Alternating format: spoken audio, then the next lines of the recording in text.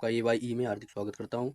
आज के कुछ क्वेश्चन लिए हिंदी के जो कि बहुत इंपॉर्टेंट हैं, जो हर एग्जाम में हर बार आए हुए हैं, अब की बार भी आ सकते हैं, आने की 100% पॉसिबिलिटी है। तो कृपया इनको निगलेक्ट मत करें, जरूर इनको देखें ना। हर एग्जाम में ये आने वाले ही क्वेश्चन है, वही हमने लिए हैं, तो कृपया करके इनको जरूर देखें। तो फर्स्ट क्वेश्चन है जैसे कि हमारा, हिंदी खड़ी बोली किस अपभ्रंश से विकसित हुई है। तो देखो यहाँ अगर बात की जाए अपभ्रंश की, तो अपभ्रंश की संख्या देखी जाए तो अपभ्रंश की संख्या है 6। तो उसमें से कौन कौन, जैसे मान लो मागधी अपभ्रंश, ये भी एक अपभ्रंश है, और दूसरा अर्धमागधी, ये भी एक अपभ्रंश है। इसके बाद में सौरसेनी, ये भी एक अपभ्रंश है, और एक जो आपका डी नंबर है ब्राचड़, ये भी एक अपभ्रंश है। ठीक है। इसके बाद में तो अपभ्रंश की संख्या यहाँ पे तो 4 है, टोटल इनकी कितनी संख्या है इनकी 6, और इनमें 6 संख्या है। तो हिंदी किस अपभ्रंश से विकसित हुई है, तो इसका जो आंसर, राइट आंसर होगा तो ये होगा आपका सौरसेनी अपभ्रंश, जो कि बिल्कुल एकदम करेक्ट आंसर है, और ये बजाने कई बार एग्जाम में आता है और आता रहता है और आएगा, तो इसको कृपया निगलेक्ट ना करें। तो इनको याद रखना। अगर आप ये जानते हो कि मागधी अपभ्रंश है, जो मागधी अपभ्रंश है, इससे कौन सी भाषा विकसित हुई है, तो मागधी अपभ्रंश है जो हमारा बिहारी भाषा भी इससे विकसित हुई है, उड़िया भाषा भी विकसित हुई है, और बांग्ला भाषा भी विकसित हुई है, और असमिया भाषा भी विकसित हुई है। तो अगर मागधी भाषा की बात की जाए, तो इससे 4 भाषा विकसित हुई है। कितनी भाषाएं? 4 भाषाएं। कौन कौन सी भाषाएं अभी मैंने बताई? एक तो आपकी होती है बिहारी भाषा, ठीक है, एक कौन सी है? बिहारी भाषा। दूसरी हमारी कौन सी है? उड़िया भाषा। दूसरी हमारी कौन सी है? उड़िया भाषा है। और तीसरी अगर भाषा की बात की जाए, तो तीसरी अगर मागधी भाषा की बात की जाए तो वो हमारी है बांग्ला। बांग्ला अगर पूछा जाए किस अपभ्रंश से विकसित हुई है, तो हमारा आंसर जो हो जाएगा मागधी अपभ्रंश से। ठीक है। और एक भाषा और हमारी जो रह गई मागधी से आती है, वो हमारी आती है असमिया।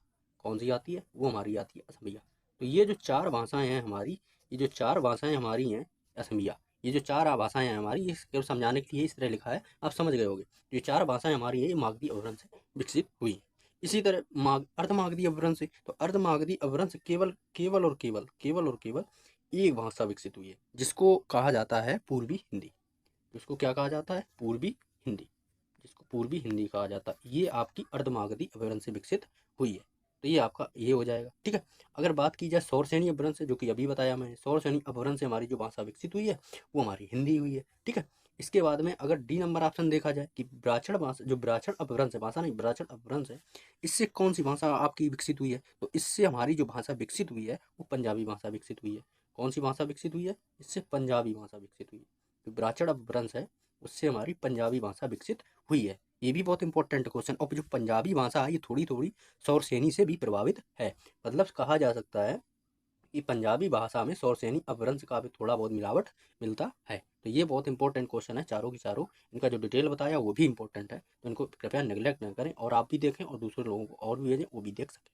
ठीक है। नेक्स्ट क्वेश्चन की तरफ बढ़ते हैं फिर। क्वेश्चन नंबर 2 है हमारा, भाषा के आधार पर भारतीय राज्यों की पुनर्संरचना की गई थी, मतलब दोबारा से संरचना बनाई गई भाषा के आधार पर, कि 1952। तो भाषा के आधार पर भारतीय राज्यों की पुनर्संरचना की गई थी। तो 1952 में क्या किया गया था कि 1952 में एक विख्यात स्वतंत्रता सेनानी हमारे हुए थे, जिन्होंने स्वतंत्रता में भाग लिया था। उन्होंने क्या किया 1952 में, जो जिनका नाम था पोट्टी श्री रामालू, उन्होंने क्या किया, तेलुगु भाषा, वो तेलुगु भाषी थे, तेलुगु थे, उन्होंने तेलुगु भाषी के लिए एक पृथक राज्य आंध्र प्रदेश बनाने की मांग पर आमरण अनशन किया। तो आमरण अनशन करने की वजह वजह से क्या हुआ, उनकी मांग तो नहीं सुनी गई, लेकिन 58 दिन के बाद, अब ये डेट क्लियर नहीं है, 58 दिन के बाद 19 अक्टूबर या 16 दिसंबर को उन्होंने अपनी जान दे दी। देखो 1954, तो 1900 अगर 54 की बात की जाए, तो 1954 में एक संस्था बनाई गई। 1954 में एक संस्था बनाई गई, जिसका नाम रखा गया साहित्य अकादमी। जिसका क्या नाम रखा गया? जिसका नाम रखा गया साहित्य अकादमी। ये जो साहित्य अकादमी नाम की संस्था बनाई गई, ये बनाई गई 1954 में, 1954 में। और इसका मुख्यालय कहाँ रखा गया? ये इसका मुख्यालय रखा गया नई दिल्ली में। इसका मुख्यालय कहाँ रखा गया? नई दिल्ली में। ठीक है। इसके बाद में ये बनाई क्यों गई? इसका कार्य क्या था? कार्य इसका था साहित्य को बढ़ावा देने वाली शीर्ष संस्था थी। ये जो कार्य था इसका, इसका कार्य क्या था? तो इसका कार्य जो था साहित्य को बढ़ावा देना। तो इसका तो आंसर सी ये हो गया। ठीक है। इसका जो आंसर मेन होगा, वो आपका आंसर आप तो समझ गए होगे, जो डी होगा 1956 में। इसका जो भाषाई के आधार पर भारतीय राज्यों की पुनर्रचना की गई, वो आपको की गई 1956 में। तो इसका राइट आंसर हो जाएगा डी नंबर। चलिए नेक्स्ट क्वेश्चन की तरफ बढ़ते हैं। क्वेश्चन नंबर 3, भाषाई आधार पर सर्वप्रथम किस राज्य का गठन हुआ? तो सबसे पहले अभी यही देख लो कि 1952 में सबसे पहले जान किन्होंने दे दी, आमरण अनशन किसने किया? तो आपको तो पता ही चल गया, आंध्र प्रदेश के श्री रामालू पोट्टी जी ने। उन्होंने क्या किया, अनशन किया और उन्होंने जान दे दी कि भाषा के आधार पर राज्यों को बांटा जाए। तो सीधे सा आंसर है आंध्र प्रदेश की उन्होंने पहले मांग उठाई, उन्होंने जान दी, तो इसका आंसर है, इसका मतलब आंसर जो होना चाहिए यहाँ पे क्या होना चाहिए, आंध्र प्रदेश होना चाहिए, लेकिन यहाँ पे आंसर है गलत। तो इसका आंसर गलत है। तो इसका आंसर जो होगा, इसका आंसर होगा आंध्र प्रदेश होगा। इसका जो आंसर क्या होगा, आंध्र प्रदेश होगा। तो ये जो आपका मध्य प्रदेश है, जो आपका मध्य प्रदेश है, ये मध्य प्रदेश नहीं होगा, इसकी जगह होगा आपका आंध्र प्रदेश। इसकी जगह आपका आंध्र प्रदेश आंसर राइट होगा। तो ये जो होगा आंध्र प्रदेश होगा। ये बिल्कुल गलत है आंसर मध्य प्रदेश।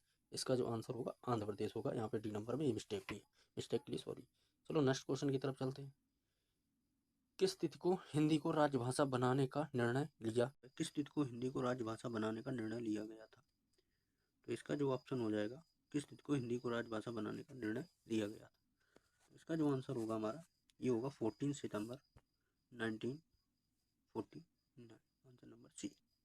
ये जो 14 सितंबर 1949 को हमारा हिंदी को राजभाषा बनाने का निर्णय लिया गया। बाकी जो ऑप्शन है 15 अगस्त 1947 को, इसमें हमारा देश आज़ाद हुआ था, हमारा देश आज़ाद हुआ था, हमारा देश आज़ाद हुआ था। दूसरा जो ऑप्शन है 26 जनवरी 1950, 26 जनवरी 1950, इस दिन क्या हुआ था, हमारा संविधान लागू हुआ था, संविधान लागू हुआ था। ठीक है। 14 सितंबर 1949 को तो हिंदी भाषा को राजभाषा बनाने का निर्णय लिया गया। तो आंसर नंबर सी से right. Next question, question number 5। 1955 ईस्वी में गठित प्रथम राजभाषा आयोग के अध्यक्ष कौन थे?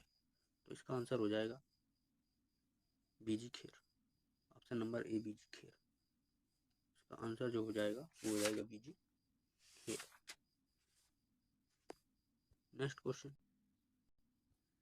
भारतीय संविधान की 8वीं अनुसूची में शामिल भाषाओं की संख्या है। तो पहले तो 8वीं अनुसूची में भाषाओं की संख्या थी 14 जब इसका गठन हुआ था, लेकिन इसके बाद में वर्तमान में देखा जाए तो इसमें इसकी संख्या जो है वो है हमारी 22। उसमें जो संख्या देखी जाए वो है 22। इसका आंसर डी नंबर सही। नेक्स्ट क्वेश्चन, हिंदी की आदि जननी है। तो हिंदी की आदि जननी जो है वो संस्कृत है। हिंदी की आदि जननी संस्कृत है। वैसे देखो, इसका मतलब हिंदी का उद्भव हुआ कहाँ से, स्रोत क्या है? तो देखो, हिंदी की जननी संस्कृत है, ये तो सही है। तो सबसे पहले कौन सी भाषा आई, संस्कृत।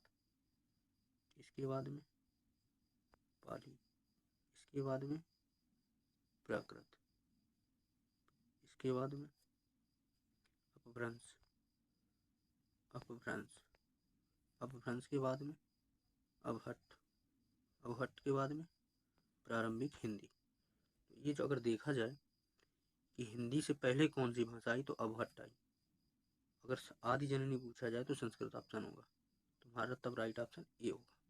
नेक्स्ट क्वेश्चन, निम्नलिखित में से कौन बहुरूपी परिवार की भाषा नहीं है? तो देखो, इसमें जो हमारी मलयालम भाषा है बहुरूपी परिवार की भाषा नहीं है। ये मराठी, गुजराती, हिंदी, ये बहुरूपी परिवार की भाषा है।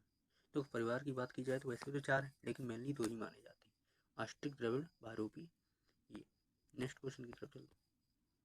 नेक्स्ट क्वेश्चन, विश्व हिंदी दिवस किस दिन को मनाया जाता है?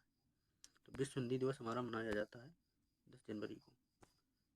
10 फरवरी को क्या मनाया जाता है, आपको अच्छे से पता होगा। जो 10 फरवरी को मनाया जाता है टेडी डे, टेडी डे, जो आजकल के लोगों में एक ट्रेंड छाया हुआ है। नेक्स्ट क्वेश्चन, हाँ सी नंबर देख लो। सी नंबर क्या है, 14 सितंबर। 14 सितंबर को क्या किया जाता है, इस दिन हिंदी दिवस मनाया जाता है। क्या मनाया जाता है, हिंदी दिवस। विश्व हिंदी दिवस 10 जनवरी, हिंदी दिवस 14 सितंबर। 14 नवंबर को क्या मनाया जाता है, 14 नवंबर को हमारा मनाया जाता है मधुमेह दिवस। मनाया जाता है मधुमेह दिवस। ठीक है। नेक्स्ट क्वेश्चन, विभाषा किसे कहते हैं? तो विभाषा वो है जहाँ हिंदी क्षेत्र की प्रमुख बोलियां होती हैं, उनको विभाषा कहा जाता है। तो इसका ऑप्शन बी हो जाएगा, बिल्कुल राइट। नेक्स्ट क्वेश्चन, ईसा अल्लाह खान द्वारा रचित रानीखेत की कहानी का ये दूसरा नाम है। तो इसका दूसरा नाम है उदयभान चरित। इसका जो दूसरा नाम है वो उदयभान चरित। तो इसका हो जाएगा बी नंबर ऑप्शन। तो ये थे आज के क्वेश्चन, जो कि बहुत ही इंपॉर्टेंट है और ये हर एग्जाम में आते हैं। इनका बिना उनका एग्जाम अधूरा रहता है। तो जरूर देख लें, एक दो बार रिपीट जरूर कर लें। ठीक है। आज के लिए इतना। सभी को देखने के लिए बहुत बहुत धन्यवाद, बहुत सारे